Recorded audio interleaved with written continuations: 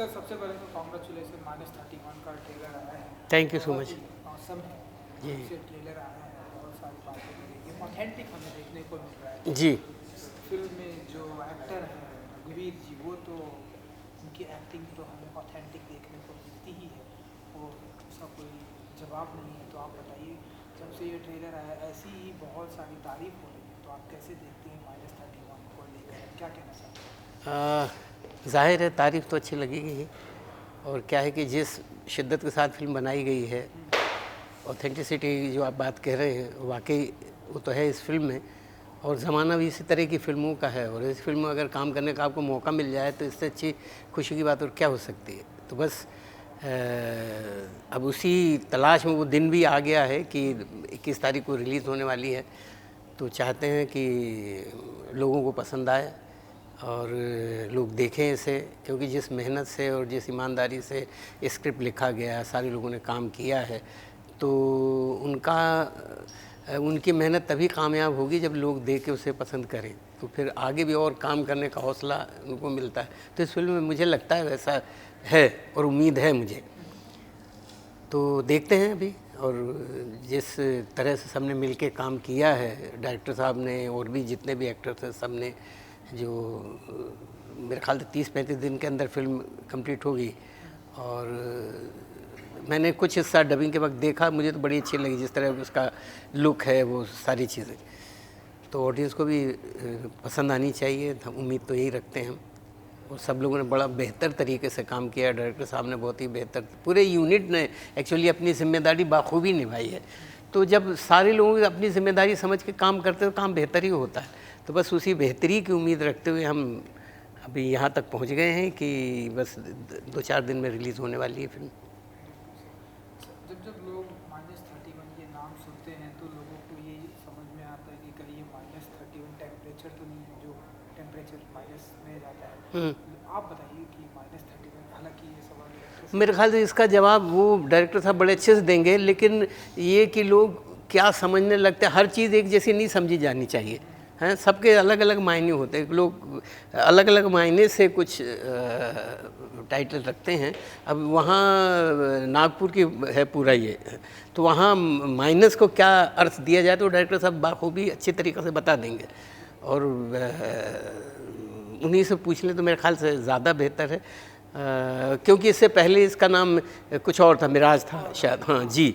तो मैं तो मुझे आज ही पता लगा कि इन्होंने नाम चेंज ही कर दिया, तो मुझे भी उनसे पूछना है कि इसका थोड़ा सा मुझे भी बता दीजिए। जब वो मुझे बता देंगे तो मैं आपको बता दूँगा जी। तो इस बार जो है किस अंदाज में आप दिखाई देने वाले हैं? ट्रेलर में हमने देखा है आप एक जी जी किरदार कर रहे हैं, जी। इसको थोड़ा बताइए कि मैं फादर हूँ, बेटी जो मेरी पुलिस में है, मैं भी कभी पुलिस में था, रिटायर हो गया हूँ, और मेरे उसूल बिल्कुल फ़र्क थे। उनके उसूल जिन उसूलों पे लेके वो चल रहे, दोनों मैच नहीं कर रहे हैं, क्योंकि वो वक्त को देख के अपने उसूलों को बदलने में की भी ताकत रखती है, और वो है। तो बस यही दोनों बाप बेटी के बीच में कशमकश है, और फादर नहीं चाहता कि मेरी तरह चले, वो चाहता है कि ज़माने को देख के, तू भी ज़माने को देख के, और क्या चाहिए, क्या किस चीज़ की ज़रूरत है, किससे तेरी भलाई हो या जो भी हो, मतलब तेरे बेहतरी के लिए। अब ये नहीं कि मैं अगर अपने उसूलों पे चल के और मैं अगर नाकाम रहा हूँ मैं, तो मैं नहीं चाहता कि मेरी बेटी नाकाम रहे या तू भी नाकाम रहे। तो इस बात को लेके दोनों की कशमकश, दोनों की लड़ाइयाँ भी होती रहती है, और पत्नी है नहीं, उसकी माँ नहीं है, तो मेरी जो जिम्मेदारी है, माँ की भी है, माँ की तरह भी है, और फादर की तरह, दो जिम्मेदारी, वो भी दो जिम्मेदारी निभा रही हैं, बेटी की और माँ की भी जिम्मेदारी निभा रही है। तो ये बड़ी खूबसूरत सी जो रिश्ता है दोनों का, बाप बेटी का, तो बड़ा खूबसूरत ढंग से लिखा गया है। तो मुझे तो बड़ा मज़ा आया पढ़ के, जब मैंने पढ़ा तो लगा कि कैसे हो पाएगा, लेकिन रुचा ने बखूबी उसको समझ के किया है, तो बड़ी अच्छी सी रिलेशनशिप फादर और बेटी के बीच में निकल के आई है। और मैं डायरेक्टर को भी कहूँगा कि उन्होंने जो हमें छूट दे रखी थी कि आप लोग समझ के करिए, और हमारी बातों को मान भी लेते थे, तो ये भी बड़ा अच्छा लगा मुझे। तो ले दे के पूरी फिल्म करते हुए कहीं ऐसा नहीं लगा कि हम कहीं कोई फिल्म कर रहे हैं या कुछ काम कर रहे हैं। ऐसा लगता है हम बस रिश्ता है हम लोगों का, एक परिवार है जो ज़िंदगी जी रहा है, बस उस तरह का। तो ये इससे क्या होता है कि जैसे ही आपके जहन में ये लगता है कि हम कोई किरदार कर रहे हैं और उसकी एक्टिंग कर रहे हैं किरदार, तो फिर मुझे लगता है वो बेईमानी सा लग रहा है। इसमें ऐसा नहीं लगा इस फिल्म में। तो ये बड़े अच्छे तरीके से हो गया है जो भी है। अब फिल्म देखने के बाद पता लगे कैसे एडिट हुआ है, उसका बैकग्राउंड म्यूज़िक क्या है, ये सारी चीज़ों से मैं अभी नावाकिफ़ हूँ। देखने के बाद और फिर जब आप पूछेंगे तो फिर मैं बता दूंगा कि मुझे क्या लगा। जी, ट्रेलर लॉन्च पे मैंने देखा आपने काम भारी का काम भारी कर दिया। भारी का काम भारी कर दिया मतलब आप उनसे आगे निकल गए जिस तरह से नहीं जी, आज के ऐसा युवा जो है जिस तरह से वो अपनी प्रतिभा ला रहे हैं, रैपिंग किया जाता है कुछ भी, लेकिन आपका जो अंदाज था जिस तरह से उस अंदाज में आप आगे निकल गए। तो ये अभी ये तो मैं आगे निकला हूँ या पीछे रहा हूँ ये मुझे नहीं जाना। मुझे क्या है कि हम बचपन से हम जी इस प्रतिभा को कुछ बताना चाहेंगे जिसके दीवाने लोग अभी तक हैं, इसी प्रतिभा में देखना चाहते हैं। नहीं, अभी पता नहीं क्या है कि मैंने वक्त ज़ाया करना नहीं सीखा। मैं हमेशा कुछ ना कुछ सीखता रहता हूँ। बचपन में जो अच्छा लगा वो पढ़ा मैंने, और पढ़ के फिर याद भी हुआ। फिर मैंने थिएटर भी बहुत किया हुआ है। तो ये जो आजकल ये जो गाने का जो चल रहा है उसको क्या कहते हैं तो वो मैंने बहुत सुने हैं। लेकिन हमारे बहुत पहले लिखा जा चुका है ये सब। आप मैथिली शरण गुप्त को ले लीजिए और ये रसखान को ले लीजिए, वो रसखान का ही था दोहा। तो आप उस तरह से अंदाज में जो इस तरह का अनुप्रास अलंकार और ये सब गाने भी उस तरह का बिरहा और वो सुन लीजिए, तो उसमें भी आपको वो लेखनी में वो मज़ा आ जाएगा। तो बस वही था। मुझे याद आया जब मैंने सुने इस तरह के गाने हैं, रैप क्या कहते हैं इनको, हाँ तो मैंने कहा ये भाई ये तो हमारे यहाँ बहुत लिखा गया, सिर्फ यही है कि स्टेज पे नहीं गाया गया होगा जिस तरह से ये करते हैं। तो मैंने ऐसे ही उठा के, इससे पहले मैंने नहीं गाया, तो अभी उन्होंने कहा कि ऐसा है, तो मैंने देख लिया कि ये तो बिल्कुल बैठ रहा है उस पर, तो मैंने सुना दिया बस, और कुछ नहीं किया मैंने। वही वो लोग तो मास्टरी हासिल है, मैं तो ऐसी मैं कोशिश की है बस। यही मेरा कहने का मतलब है कि जो लोग आज रैप कर रहे हैं वो आप अपने ज़माने में कर चुके हैं, बस अब उसका अंदाज थोड़ा सा बदल गया है। हाँ, फ्रीक्वेंसी थोड़ी सी चेंज कर दी। हाँ, आपको हम ऐसे देखेंगे, ये फ्रीक्वेंसी थोड़ी सी चेंज करेंगे तो आप इस समय के साथ चलने लगे, ऐसा लोगों का। मैं हमेशा समय की कोशिश तो करता रहता हूँ समय के साथ चलने की। फ्रीक्वेंसी नहीं चेंज कर रहे आप। हाँ, वो नहीं, क्योंकि मुझे वो जो रस है ना उस रस को नहीं खोना चाहता। आज का म्यूज़िक देख लीजिए, म्यूज़िक में टेक्नोलॉजी बहुत आ गई, सिंथेटिक हो गया। मैं वो सिंथेटिक नहीं बनाना चाहता। इसे उस तरह करूँगा तो मेरी आत्मा मर जाएगी। हाँ, इसलिए मैं म्यूज़िक और ये सब है, ज़रूर है, लेकिन ऐसा म्यूज़िक है बहुत ज़्यादा दिन सुना नहीं जाता, बस थोड़ी देर के बाद वो पुराना। जी डिमांड उसी की है। हमें पता है लता मंगेशकर जी के गाने आज भी जब लोग अपने आराम से दिमाग को शांत करके सुनते हैं, रफ़ी साहब के गाने को सुनते हैं, लेकिन कुछ घंटों की डिमांड ऐसी ही होती है। ओके जी, आज के गाने आप लता मंगेशकर के गाने कब से आप नहीं, ज़माना हो गया, इसको ज़माने बाद सुन सकते हैं आप, कभी नहीं। 2 घंटे बाद वो अभी तक ज़िंदा हैं, क्योंकि उसमें रूहानी थे वो सब। आजकल रूहानी नहीं, आजकल ये जो क्या कहते हैं, जो टेक्नोलॉजी जितनी आ गई है ना, उसकी वजह से ये जो सिंथेटिक मामले उसमें जान नहीं होती। अब ये वो सिंथेसाइज़र में आप सितार बजा रहे हैं, सिंथेसाइज़र से आप हारमोनियम बजा रहे हैं, सिंथेसाइज़र, तो कहाँ उसमें आत्मा कहाँ रहेगी? तो वो तो थोड़ी देर के लिए आपको लग जाएंगे, और शोर शराबे के अलावा कुछ होते ही नहीं उसमें। लफ्ज़ भी उसी तरह, जिस तरह की पहले पोइट्री हुआ करती थी, और पोइट्री पे जिस तरह से म्यूज़िक का काम हुआ करता था, तो उसके मायने होते, उसके मीनिंग्स होते, वो अंदर तक जाते थे आपको, तो वो गायब होता रहा। उसकी वजह से ये कि कुछ दिन के लिए 1-2 बार सुन लेंगे, आपको अच्छा लगेगा, उसके बाद वो जाएगा, दूसरा आ जाएगा। वो गाने अभी बजाइए तो वैसे लगेंगे जैसे पहले लग रहे थे। वो अभी भी ये मदन मोहन और उनका देख लीजिए, क्या भरा पड़ा है सारा कुछ। बहुत ही अच्छा लगा आपसे बात करके। ये मैंने इसीलिए पूछा क्योंकि आपको जो मैंने जब वहाँ ट्रेलर लॉन्च पे जब मैंने आपको अंदाज में देखा तो जी लगा कि सर आप ऐसा कुछ कर सकते हैं। हुजूर, मेरा ताल्लुक़ रहा है पारसी थिएटर से। वहाँ अगर आपको म्यूज़िक से आपका ताल्लुक़ नहीं है तो आप स्टेज पर खड़े नहीं हो सकते। तो वैसे खलीफे और उस्ताद लोग थे, उनके बीच में रहा हूँ मैं, तो कुछ तो उनसे मिला ही है। और बस वही है कि वो ज़माने के साथ वो भी चले हैं कि ज़माने के साथ उन्होंने भी चलना सीखा, लेकिन ज़माना ऐसा आ गया कि वो चल नहीं पाए उस ज़माने के साथ में। एक आखिरी सवाल ये है सर कि आपने तो सभी के साथ काम किया, जी मिस्टर आमिर जी खान की जी बात करूं, जी हमारे स्वर्गीय जी इमरान साहब की बात करूं, या बहुत सारे लोगों के साथ आपने ऐसे बहुत थोड़ा सा कम कर दिया है काम, ऐसे थोड़ा सा चूजी हो गए, ये स्क्रिप्ट आएगी तभी करूँगा वरना मैंने कभी, आजकल के लोग जो मिल रहा है सब करते जा रहे हैं। नहीं, जो आप मिल थोड़ा गया ऐसे- उससे मैंने पहले ही मैं उससे इत्तेफाक नहीं रखा कि जो मिल गया वो जब तक मुझे अच्छा ना लगे मैं नहीं करना चाहता, क्योंकि जब मुझे करते हुए अच्छा नहीं लगे तो देखने वालों को अच्छा लगेगा। ये नीयत मेरी पहले से रही, उसी पर कायम हूँ मैं, और हमेशा रहूँगा भी, और उसमें मज़ा भी आता है मुझे करते हुए। और ऐसा काम कि आप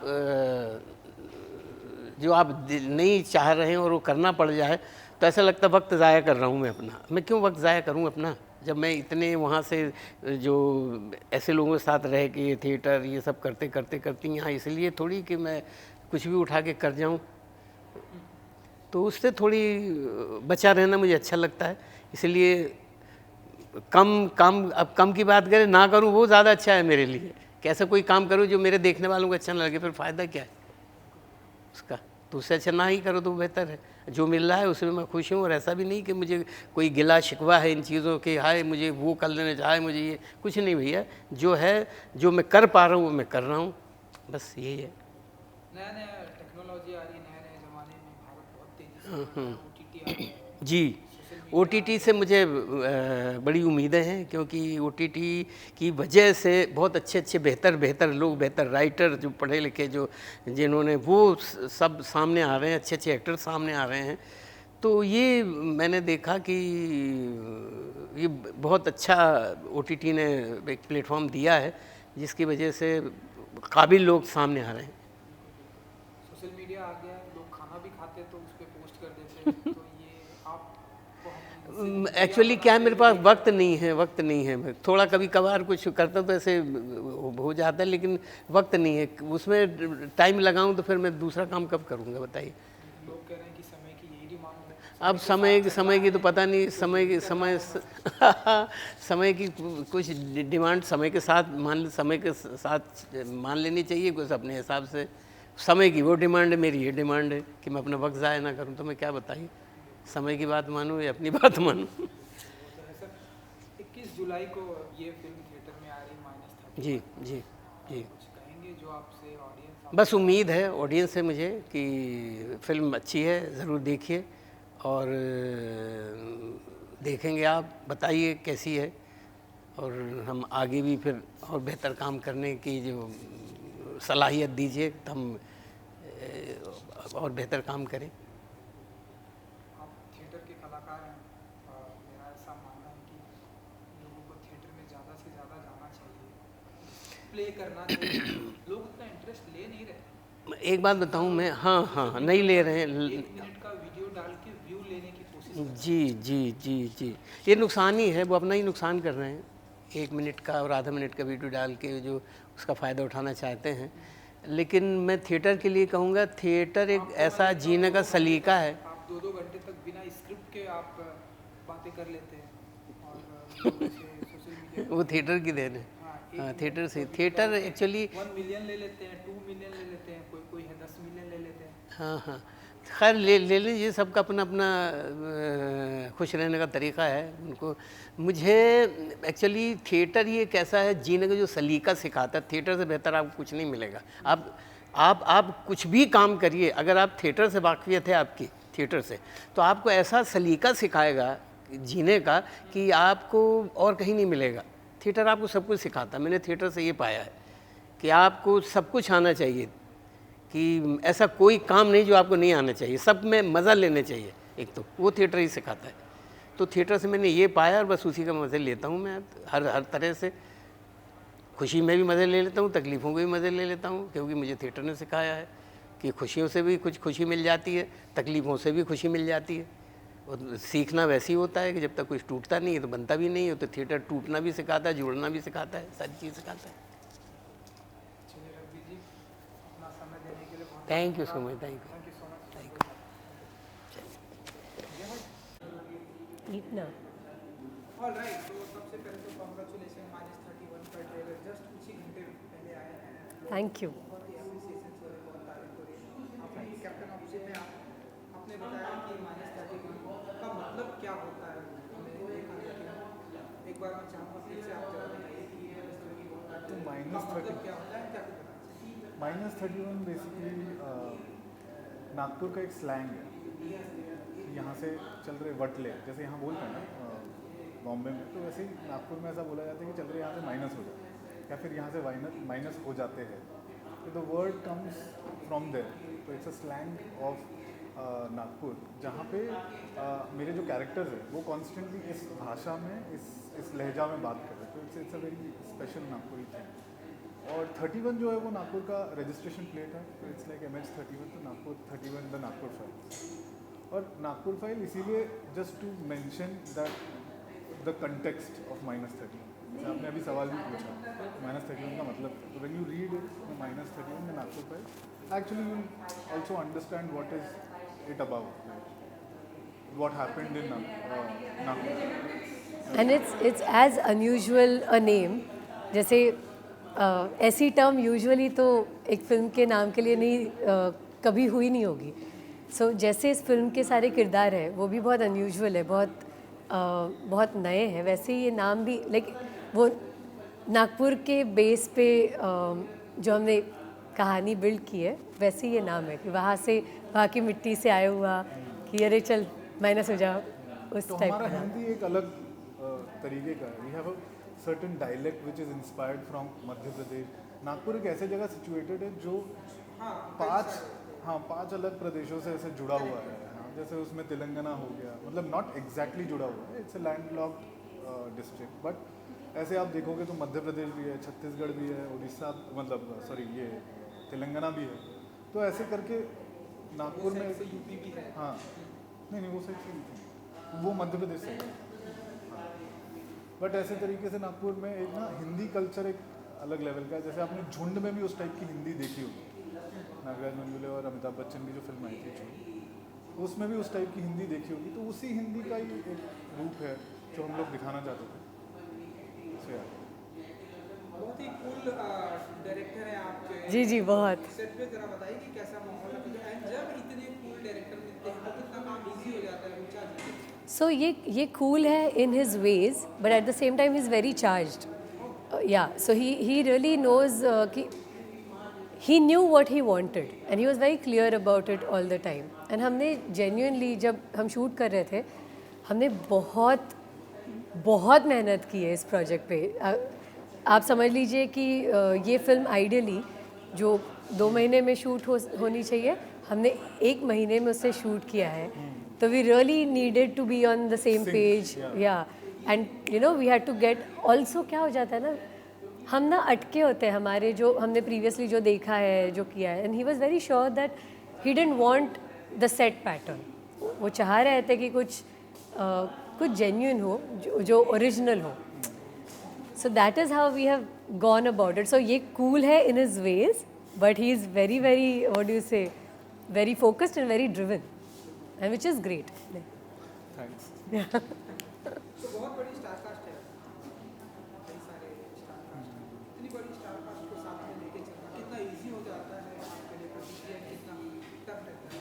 एंड जब मैंने देखा रणवीर जी जैसे बचे हुए कलाकार हमारे इंडस्ट्री के, आपके लिए कितना ईजी है, कितना टफ हो जाता है। देखिए ईजी तो कोई चीज़ ही नहीं थी ये फिल्म बनाने के लिए, but definitely to find the exact actor for the character that we have written, it was a task. तो रघु सर को भी मैंने जब सुनाया तो हम लोग, मतलब रूचा और मैंने दोनों ने मिलके उनको सुनाया था कि हम चाहते थे कि रूचा के वो पिताजी बने। तो because Rucha was very excited about this character when I narrated it to her, she thought of like actually brought Raghu sir on board, क्योंकि वो मुझे कॉन्स्टेंटली ये समझा रही थी कि इसके लिए रघु सर ही आप। And I tell you why, what was my thought behind it, that ideally जो मेरा और पापा का इक्वेशन है इन द फिल्म, मेरा मतलब प्रेक्षा शर्मा और पापा का इक्वेशन इन द फिल्म, वो रफ है, वो रेगुलर स्वीट इक्वेशन नहीं है। And as a person Raghu sir में एक स्वीटनेस है, तो वो जो कॉन्ट्रास्ट है ना कि जैसे आप किसी से प्यार करते हो लेकिन आप वो दिखाना नहीं चाहते, आपके दिखाने का तरीका है कि आप झिड़क दोगे या आप वो वो बहुत इंटरेस्टिंग आता है। यही अगर कोई क्या कहते हैं एरोगेंट कहो या कोई ऐसा इंसान है एज अ पर्सन, अगर वो थोड़ा रूड है, एरोगेंट है, एकदम straight forward to the point है, तो उसमें वो स्वीटनेस नहीं आ सकता क्योंकि character itself has a little जो रफल्ड एजेस है। So that's why I thought it would be really amazing to have me and Raghu sir as father-daughter and we playing opposite to how we are in person. और राजेश शर्मा जी है इसमें, तो वो basically उनका भी एक बहुत मेजर रोल है क्योंकि उनकी मृत्यु होती है फिल्म में। तो उनकी जब मृत्यु होती है तो वो फिजिकली तो वो नहीं है, बट उनका एक प्रेजेंस कॉन्स्टेंटली जो फील होने वाला जो चीज़ है ना, जो मेमोरी में कैरेक्टर बार बार इमेजिन करते रहता है कि ये इंसान क्यों मरा होगा, तो वो बहुत छोटे समय के लिए, but I wanted someone who has like a big face, screen presence, हाँ, स्क्रीन प्रेजेंस जिसका वैसा रहे, तो इसलिए राजेश सर बहुत एप्ट लगे। And see is very important क्योंकि जो see it is a murder mystery at the end of it. So जिस इंसान का मर्डर हुआ है that has to be a very very important character. So that is the reason he went ahead with Rajesh sir, so that he has that presence, and then uske around we get to know why and what that will be after the film is और out. कामभारी का तो purely choice इसीलिए था क्योंकि वो समझ पाएगा ये कैरेक्टर, वो वहाँ वो जगह से आता है, वो अंडरग्राउंड रैप मूवमेंट को समझ पाएगा, इसीलिए मुझे ऐसा लगा कि उस तक ये चीज़ें कन्वे होगी। जहाँ तक बात एक्टिंग की है, मैंने उसको कहा था कि हम लोग वर्कशॉप कर लेंगे। वो थोड़ा डर रहा था पहले ये कि कैरेक्टर मैं कैसे करूँगा कि लोग तो यही सोचेंगे कि मैं ये हूँ तो ये ऐसे ही करना पड़ेगा। तो मैंने उसको कॉन्स्टेंटली पहले उसके अंदर से कामभारी कौन है वो निकाला गया, और फिर उसको वो स्ट्रगल याद दिलाया गया कि before Kambhari was Kambhari, what was his struggle. तो वैसे करके वो भी अच्छा अपना परफॉर्मेंस दे पाया, और ये प्रोसेस एंड वो ऑथेंटिसिटी भी आ जाती है ना, जो रैपर वाली which he understands as an artist to portray it versus you being a rapper, वो जो ऑथेंटिसिटी है ना वो उसमें पोर्ट्रे हो गई। एंड आप किस अंदाज में, जैसा कि हमने ट्रेलर में देखा, तो आप बताइए कि आप किस अंदाज में दिखाई देने वाली हैं, क्या आप धमाका करने वाले हैं पाकिस्तान? धमाका तो मतलब हम हर किरदार में करते हैं। यहाँ एक अंडरडॉग कॉप है, समझ लीजिए एक बंदी है जो नई नई पुलिस के काम, मतलब she is still getting used to her police वाला वर्क। तो कैसे होता है ना, जब भी हम एक सिस्टम में काम शुरू करते हैं तो हम बहुत आइडियलिस्ट होते हैं, हम चाहते हैं कि हम सब सही करें, जो करें अच्छे के लिए करें, that is how we start. तो प्रेक्षा शर्मा बिल्कुल वो है, वो जाती है, वो इम्पल्सिवली चीज़ें करती है और वो अच्छे के लिए करती है। अब वो कैसे बाउंस बैक करती है, कैसे उसका मतलब रिस्पॉन्स क्या होता है, वो डिपेंड करता है, क्योंकि जैसे हमारा असल ज़िंदगी में जो होता है, हम जो करते हैं अच्छी नीयत के साथ, ज़रूरी नहीं वो वैसे ही रिसीव हो। तो वो प्रेक्षा शर्मा है। तो बेसिकली वो सिस्टम में जाने के बाद क्या वो सिस्टम बदल पाती है या सिस्टम उसे बदलता है, फिल्म पूरी उसके बाद ये कहानी है। तो it's also coming of age film of Preksha Sharma. Yeah and जब आप अपने आप को कॉप में देखती हैं, सॉरी जब आप अपने आप को कॉप के लुक में वर्दी में देखती हैं, जी, तब क्या कुछ फीलिंग थी आपकी? ओ माय गॉड, मतलब उस वर्दी में ना एक अपने आप में अलग स्टैंडिंग है, you feel responsible. I don't no कैसे, लेकिन जब आप वो वर्दी पहनते हो ना, आपको पता नहीं, I don't know how to put it, but उसमें अपनी एक एनर्जी है। और ये एनर्जी रूचा ने बहुत अच्छा एब्जॉर्ब भी किया था, क्योंकि तो इसका शूट होने के पहले she came like 5 days early. तो जब से इनके डेट्स थे तो 5 days मैं तो अलग सीन शूट कर रहा था, but she was with that person जिससे हम लोग थोड़ा प्रेक्षा शर्मा से इंस्पायर जो कैरेक्टर से हुए हैं, नागपुर की ऐसी एक कॉप है। एंड इट्स वेरी इंटरेस्टिंग क्योंकि उस दौरान पर्सनली मैं कहूँगी, उस दौरान मुझे जो कॉप्स के लाइफ के अंदर एक झांकी जो मिली, निटी-ग्रिटीज़ जो समझ में आई, was amazing. मतलब I felt tremendous respect for cops, tremendous respect. It's not easy to be a cop, मतलब हमें ना उसकी ताकत दिखती है बट हमें ये नहीं दिखता उसके पीछे क्या क्या होता है, कितनी मतलब कितने सैक्रिफाइसेस उन्हें करने पड़ते हैं to be way they are, and that they are doing it for the system, they are doing it for people, you know. तो मेरा ये हुआ पर्सनली कि मेरी पुलिस मतलब मेरी उनके साथ दोस्ती हो गई, एंड आज मैं कहीं भी कोई भी कॉप देखती हूँ ना, दिल से एक रिस्पेक्ट आता है, और वो जो एक दीवार होती है ना आम आदमी और पुलिस, वो दीवार हट गई, अब मुझे सब अपने लगते हैं. So I think that is one of the takeaways. And also like she worked really hard on how she should stand as a police person. तो हमने उनको actually वो character से मिलाया, तो she started adapting the kind of the body language of the character and all. the body language. तो उस तरीके से काफ़ी निखत तरीके से उन्होंने अपने अंदर ढालने की कोशिश की. So yeah. एंड ऊंचा जी कॉप के किरदार में आपने बहुत सारे male female Hindi film industry में बहुत सारे मेल फीमेल एक्टर को देखा है, आप बताइए कि which is your favourite and I really liked Delhi Crime, Shefali Shah. मतलब it's brilliant, and I think I like Preksha. जो अभी आप मतलब आप देखोगे, बट वो बहुत अलग है, मतलब there is no comparison. बहुत ही अलग स्पेस में है, क्योंकि यूजुअली कॉप्स को रेडी दिखाते हैं, मतलब उन्होंने उनका जर्नी जी लिया है और अब उनकी कहानियाँ में दिखाई जाती है.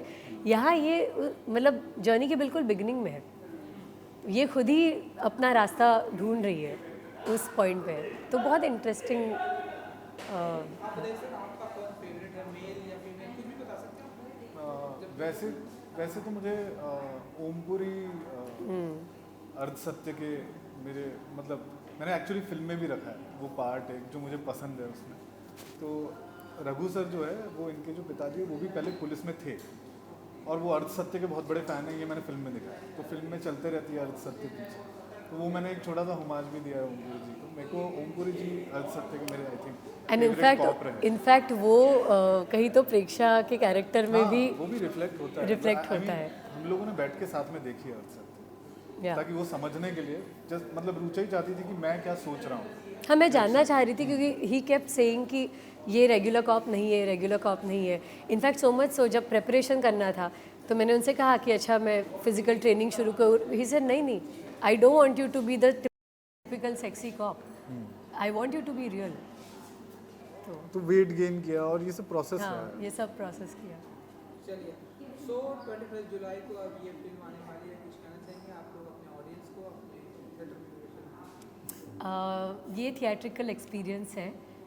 इसका साउंड अभी आप जब ट्रेलर देखोगे तो I am pretty sure you will realise कि साउंड इसका विजुअल्स के बहुत थिएट्रिकल है.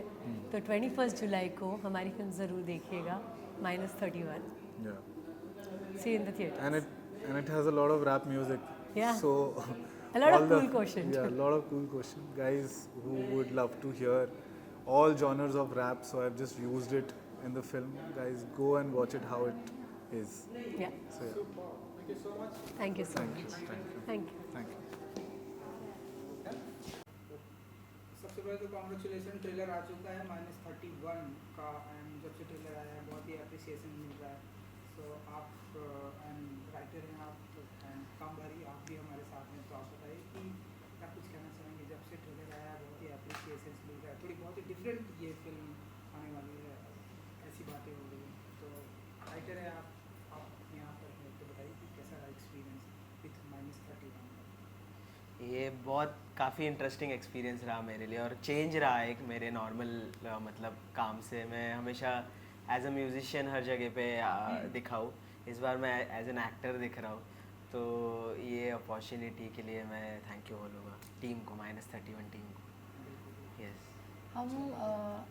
हम काफ़ी एक्साइटेड है फ़िलहाल फ़िल्म को लेके. वी आर वेरी लकी कि हमें बहुत ही उम्दा कास्ट मिली है, हमें बहुत ही उम्दा टीम है, हमारी क्रू जिन्होंने बहुत मेहनत करी है. लास्ट ईयर हमारा शूट ख़त्म हो गया था, तो 1 साल से हम सिर्फ जी जान लगा के इस फिल्म पे लगे हुए हैं. एंड आई रियली होप कि सबको उतना ही पसंद आए जितना हमें देख के मज़ा आ रहा है. तो स्क्रिप्ट के बारे में बताइए. कहाँ से आइडिया आया आपको एंड क्या कुछ कहना चाहेंगे इस अ, स्क्रिप्ट के बारे में? जी। बहुत ही ट्रेलर से लगता है कि बहुत ही स्ट्रॉन्ग स्क्रिप्ट हमें देखने को मिलने वाली है। जी। तो कहानी बेसिकली हम सबसे काफ़ी रिलेटेबल होगी, क्योंकि हम सब ने कोविड का दौर इक्वली महसूस किया है। जितनी हमें खुशियाँ मिली है, हमें उतना ही दुख मिला है, उतना ही दर्द मिला है, उतनी ही डिसअपॉइंटमेंट्स भी मिली है कोविड के दौरान स्पेशली। तो सबके लिए काफ़ी डिफ़िकल्ट और हैप्पी टाइम रहा है इन पार्ट्स। तो कहानी के थ्रू हम यही एक्सप्लोर करने की कोशिश कर रहे हैं कि ऐसे एक सिचुएशन में जहाँ पे आप कभी डिसअपॉइंटेड होते हो, कभी खुश होते हो, आप कैसे अपनी ज़िंदगी नेविगेट करने की कोशिश कर रहे हो, स्पेशली जब क्राइसिस आपके सर पे होता है। तो आई थिंक मैंने ये कहानी लिखी ही बहुत ही ऑब्जर्वेशनल पॉइंट ऑफ व्यू से है। मैं जो अपने आजू बाजू देख रही थी कोविड के समय, आजू बाजू में देख रही थी, जो मैंने न्यूज़ देखी है उस टाइम, और जो बेसिकली स्थिति थी हमारे देश की, आप in terms of policing, in terms of health care, in terms of the most basic thing कि एक इंसान की जब मृत्यु होती है उसे डिग्निफाइड तरीके से एक फ्यूनरल का कितना अधिकार है। आप अगर इतनी बेसिक चीज़ किसी एक इंसान से छीन लेते हैं तो उसका क्या कॉन्सिक्वेंस होता है, साइकोलॉजिकल कॉन्सिक्वेंस क्या होता है। तो हमने काफ़ी चीज़ें एक्सप्लोर करने की कोशिश करी है रिलेटेड टू कोविड, बट आपको ये ध्यान में रखना होगा कि ये कहानी कोविड की नहीं है, ये कहानी कुछ किरदारों की है जो कोविड के समय में फंसे हुए हैं। तो उस लेंस से अगर आप देखेंगे तो ये कहानी डिप्रेसिंग बिल्कुल भी नहीं है। ये आपको एक दूसरे जोन में लेके जाएगी जहाँ शायद आप रहे हो बट आपको एहसास नहीं है कि आप वहाँ हो। हाँ, वो फीलिंग, मतलब जब फिल्म देखेंगे लोग तो उन लोगों को ऐसा फीलिंग होगा कि यार ये हुआ था, मतलब ये कुछ चल रहा था, बट हम जी रहे थे ये ज़िंदगी ऐसे नहीं। जब हम बबल में रहते हैं, हम कुछ जी रहे रहते हैं, तब हमको उस चीज़ का दुख भी रहता है या सुख भी रहता है, तो इतना समझता नहीं है। बट बाहर से जब वो चीज़ को देखते हैं तो अलग फीलिंग आता है एकदम ऐसा। तो यस, मेरे को वही।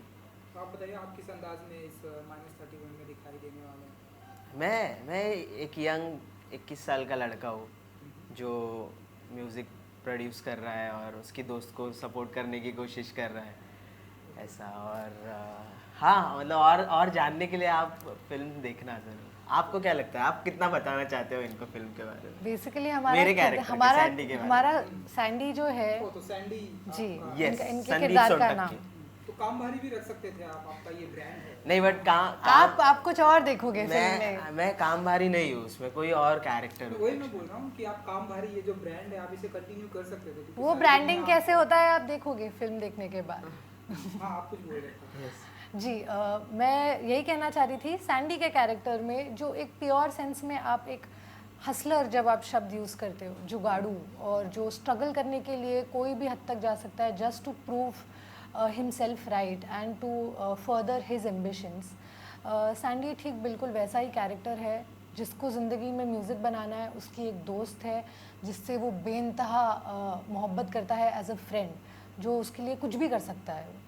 तो हमें एक जय वीरू टाइप की दोस्ती आपको शायद देखने मिल सकती है सैंडी और प्रेक्षा में। तो डेफिनेटली आप लोगों को सिनेमाघरों में आके ये एक्सपीरियंस फील करना चाहिए। राइटर साहब ने बहुत ही बड़ी रिस्पॉन्सिबिलिटी दी है आपकी, जय और वीरू का टाइटल दिया है, ऐसी दोस्ती आप में और प्रेक्षा में दिखाई देगी। तो कुछ बताएंगे आप, एंड ये जो इतनी बड़ी रिस्पॉन्सिबिलिटी मिली है आपको? ये रिस्पॉन्सिबिलिटी अभी जिस तरीके से अभी हम लोगों ने हमारा बेस्ट ट्राई किया है। अभी आप लोगों की रिस्पॉन्सिबिलिटी है कि आप हमारा ये केमिस्ट्री देखें, हमारे मतलब पूरा फिल्म का केमिस्ट्री, और आप बताना देख के कि आपको कैसा लगता है बिल्कुल। सब। बहुत बड़ी स्टार कास्ट है इस फिल्म में, तो सभी के साथ का कैसा एक्सपीरियंस? क्योंकि जो कैप्टन ऑफ शिप है इस फिल्म के डायरेक्टर हैं प्रदीप जी, बहुत ही कूल एंड काम मुझे ऐसे देखने को मिला। जी। वो सेट पे कैसे थे वो वहाँ तो मैं नहीं था। तो ज़रा बताइए कि सभी के साथ का कैसा एक्सपीरियंस रुचा है आप लोग हैं? I think touchwood we have been very lucky कि हमें जो भी कास्ट हमें मिला है बहुत ही कोऑपरेटिव रहे हैं सारे एक्टर्स, बहुत ही ज़्यादा टैलेंटेड रहे सारे actors. And overall, it was just a wonderful experience, especially working with Kunal, working with Rucha, working with Raghu sir, निशाधर का आप एक अलग ही अवतार देखेंगे, और Jaya ma'am, Jaya Bhattacharya, she is a lovely lady. तो सबके साथ काम करने का अनुभव बहुत ही बेहतरीन रहा है. कामवारी हाँ बोलिए सर. कैसा रहा सभी के साथ का एक्सपीरियंस? एक्सपीरियंस फिल्म का. प्रतीक जी, हाँ, आपके हाँ, से हैं, रघुवीर जी हैं. Yes yes. रघुवीर सर के साथ तो मेरा ज़्यादा केमिस्ट्री नहीं रहा, ओके. बट मैं उनको चाचा चौधरी के टाइम से, मतलब जब अपन हाँ, बच्चे थे, छोटे-छोटे, छोटे तो हाँ, तब मैं दे, भी हाँ देखा हाँ, करता तो था. हमेशा एक्साइटेड रहते थे कि कब आ रहा है चाचा चौधरी, ऐसा कब देख रहे हैं मतलब उनको, ऐसा. तो आंखें, मतलब तब वो मतलब एकदम आंखें तरस जाती थी उनको देखने के लिए, ऐसा. बच्चों में तब वो, हमारे बच्चों के लिए तब वो सुपर हीरो टाइप थे, एक टाइप के. तो अच्छा फील होता है कि मतलब कि इस फिल्म में वो है, मैं भी उस फिल्म का पार्ट हूँ, ऐसा. तो अच्छा फील होता है. और मतलब बेस्ट चीज़ तो प्रतीक भाई ने जिस तरीके से डायरेक्ट किया है ये सब पूरा फिल्म को, तो उसके लिए भी मेरे को काफ़ी मतलब ऐसा प्राउड फील होता है कि मेरे को ये फिल्म का पार्ट बनने का मौका मिला, ऐसा. और जिस तरीके से चारू मैम ने भी लिखा है, सब चीज़ें लिखी है, जिस तरीके से प्लॉट्स लिखे हैं, जिस तरीके से लोगों को कोविड के टाइम में फीलिंग क्या हो रही थी, मतलब वो कोर में जाना लोगों के एक्चुअल में, मतलब मेंटल फीलिंग क्या चल रही थी, कि कुछ चीज़ में अटक जा रहे थे लोग, एक थॉट, तो वो अटक ही जा रहा था लोगों के दिमाग में, वो निकालना मुश्किल हो रहा था. मतलब वो फीलिंग मैंने एक देखी जो सबसे ज़्यादा मतलब एक्चुअल में लॉकडाउन में भी हो रही थी, और इन्होंने फिल्म में भी दिखाने की कोशिश की उस फीलिंग को, तो वो सबसे स्ट्रॉन्ग फीलिंग थी. मतलब छोटी सी छोटी चीज़ें भी लोगों को बहुत बड़ी भी दिख रही थी, ऐसा कि जबकि छोटी छोटी प्रॉब्लम पर बड़ा दिख रहा था लोग, ऐसा पता नहीं. तो चारू जी को आपने कितनी बार अपना रैप सुनाया है तक सेट पे, यहाँ पर? नहीं, रैप में ऐसा सुना के किसी को परेशान नहीं करता. अगर कोई मुझे पूछेगा कोई पूछेगा कि बाबा गाना पसंद आता है ट्रैक. चारू जी आपको? बिल्कुल बिल्कुल, I am a huge fan of his songs. Thank you. Okay. So 21 जुलाई को अब ये थिएटर में रिलीज होने वाली है, कुछ बताना चाहेंगे आप? तो कुछ ऑडियंस को कुछ कहेंगे, जाए एंड देखे, एंड जिस तरह से स्क्रिप्ट है, बहुत Yes. दमदार स्क्रिप्ट है, स्पेशली थैंक यू मैं आपको बताना चाहूँगा. Thank you. तो वही सबको, ऑडियंस को और यूथ को स्पेशली, और मेरे लिसनर्स को जो भी कामभारी लिसनर्स हैं, और तो उनको मैं स्पेशली ये बताना चाहूँगा अब आपको कि लोग सैंडी बुलाना चालू करेंगे तो आप कामवारी सुनना ज़्यादा पसंद करेंगे या सैंडी? मैं एक कलाकार हूँ और मैं बिलीव करता हूँ मैं अलग अलग रोल्स प्ले करूँ लाइफ में. कामभारी तो मतलब एक मेरे उसके लिए मतलब काफ़ी स्पेशल जगह है ही, बट सैंडी भी मेरा ही मतलब एक फॉर्म, मतलब मेरे ही मतलब लाइफ का Extension एक है. पार्ट है ऐसा सैंडी भी. और मुझे ऐसा लगता है हमारे लाइफ में, सबके लाइफ में एक पार्ट रहता है. जैसे मतलब आपके भी लाइफ में एक ऐसा पार्ट रहेगा, जब आप 7वीं 8वीं में रहोगे तब आप कुछ और मतलब टाइप के रहोगे, या आपका वो रोल अलग प्ले कर रहे रहोगे.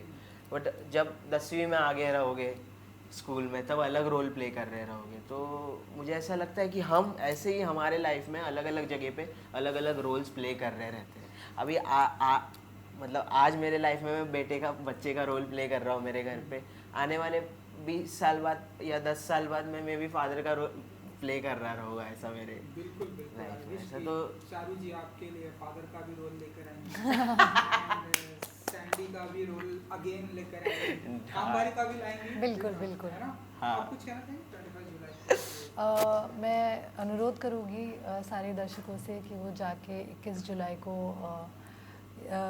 -31 ज़रूर देखें.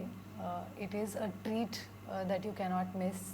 आपको बहुत सारा थ्रिल फील होगा, आपको एक ऐसा रिलेटेबल एनवायरनमेंट आपको शायद काफ़ी दिनों बाद एक्सपीरियंस करने को मिलेगा, जहाँ पे आप ना कि सिर्फ कोविड के बारे में सिर्फ बुराइयाँ देख सकते हैं, बट आप मोस्टली कैरेक्टर्स से रिलेट कर सकते हैं, और शायद कहीं ना कहीं आपको लोगों की असलियत का और थोड़ा ज़्यादा ज्ञात होगा. चलो, कुछ आपके दिमाग में रैप का चल रहा है जो आप सुना सकते हो? नहीं कुछ नहीं. आपका फेवरेट जो इन दिनों आपने बनाया, जाते आते हैं? अभी कुछ भी? रोज़े टूथ फटेगा. हाँ, हम अभी एक फिल्म के अंदर भी मेरा एक ट्रैक है. अरे वाह. हाँ, तो वो ट्रैक का नाम है फटेगा. तो वो ट्रैक का कोरस कुछ ऐसा है, फटेगा फटेगा ज्वाला ये फटेगा, जो हिले ना हटेगा, हटाने जो आया वो कटेगा। फिर उसमें एक लाइन ऐसा भी है, नीम का पत्ता कड़वा है, आपका नेता अच्छा है। सही है इलेक्शन भी आ रहा है तो ये जो आपने- नहीं मतलब ऐसा लाइन वो वही अच्छा है, अच्छा है, अच्छा है, बहुत अच्छा है हमारा नेता। चलिए thank you so much. Thank you so much. Thank you. Thank you.